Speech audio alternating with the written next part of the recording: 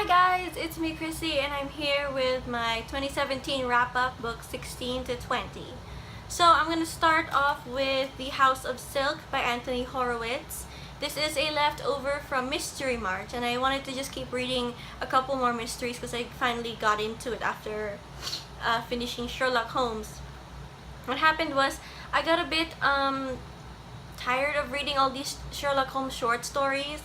So it felt like it was taking me longer to finish, so I just decided to put that aside for a moment and then read this like a novel. And it's the actual Sherlock Holmes, it's a legit Sherlock Holmes novel, like the actual estate approved of it. So for all intents and purposes, this is the newest Sherlock story.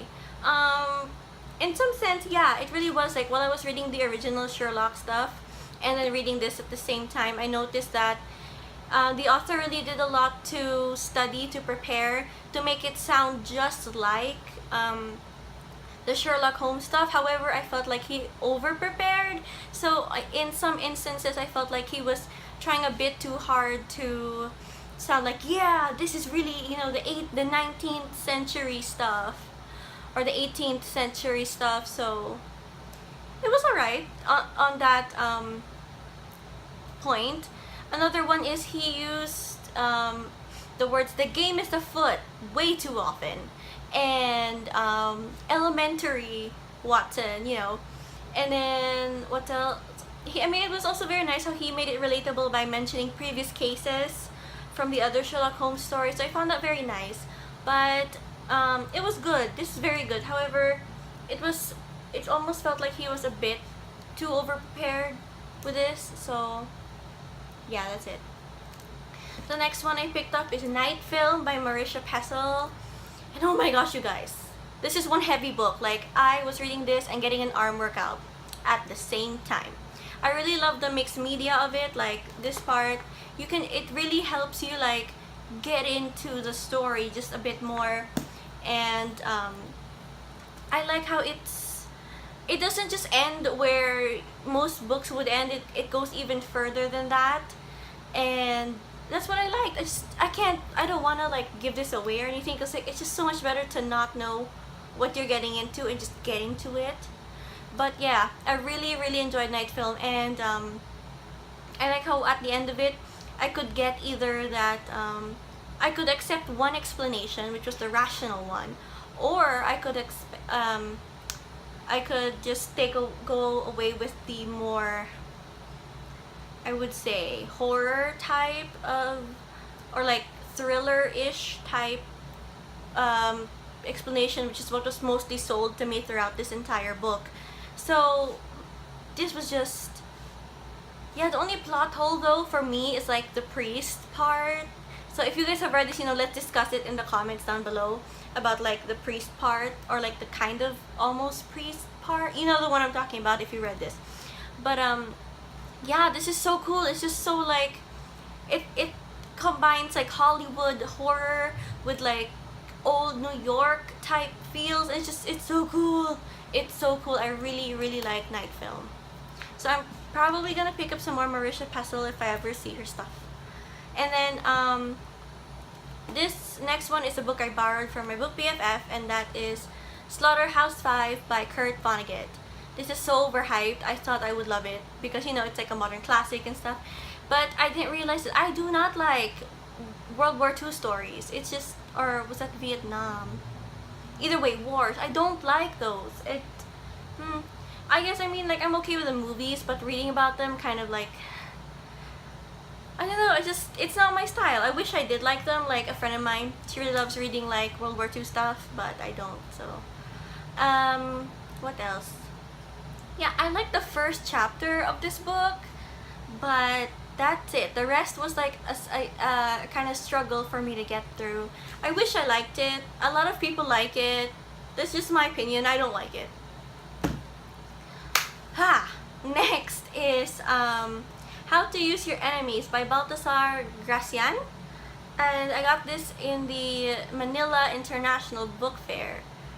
I like how it's non-fiction, so it's just a lot of cool sayings. Kind of reminds me of like Manuscript in Accra, The Prophet by Khalil Gibran. And it was a very good read, very fun, and I found a lot of insightful things considering this was written in the 17th century, so it's awesome. And then the last one I finished last night, which is I think the wrong thing for me to do, but I just wanted to get it over with and wanted to finish it because I don't read a lot of this genre. It's also borrowed, so that is We Have Always Lived in the Castle by Shirley Jackson. We've Always Lived in the Castle. The Haunting of Hill House by Shirley Jackson. Oh, because We've Always Lived in the Castle, it's also about like a house and two sisters. This one was about a house and like a couple people.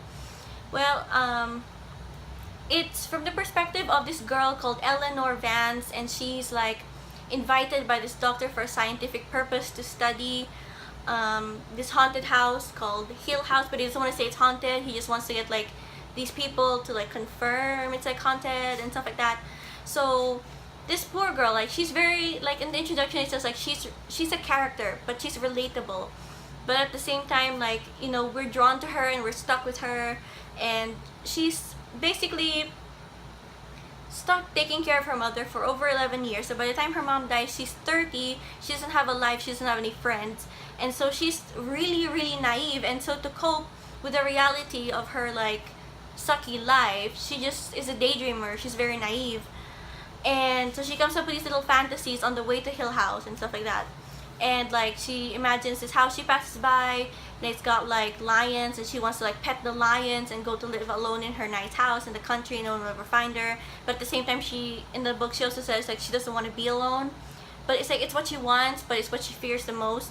And then at the same time, like the house preys on her, and it's just like the right sort, like it seizes on her, and she thinks that the house is like accepting her or like loving her, and for some reason like everyone else is freaked out, like they are freaked out, and like because the Hill House is like really scary, but she's just like, oh, it wants me. And then she's kind of scared, but at the same time she's like in her little daydream world or something. That, yeah, this was very good. Like it's not even like over horror, like blood and like gore. It's a kind of subtle horror that just, you know, kind of creeps up on you, like when you're trying to go to sleep and it's the wrong time to finish this right before you go to sleep. Yeah, so I ended up sleeping with a nightlight just because there was a one scene in the book where she's like, I'm not sure if it's a spoiler, but I'm just gonna say it anyway, where she's like scared, so she's holding the hand of her friend at night and they're sleeping, and then in the middle of this holding her hand, she wakes up, or her friend wakes up, and she goes, what's wrong? And she's like, whose hand was I holding? So that's not a good thing right before I go to sleep. Okay, so yeah, but man, this was really good. Like anything Shirley Jackson, like I'm gonna try my best to get my hands on, because she's really a great author, one of my favorites. So that's it. Have you guys read any of these? If you have, let me know, and thank you guys for watching. Thank you for sticking around, and I will see you guys next time. Bye!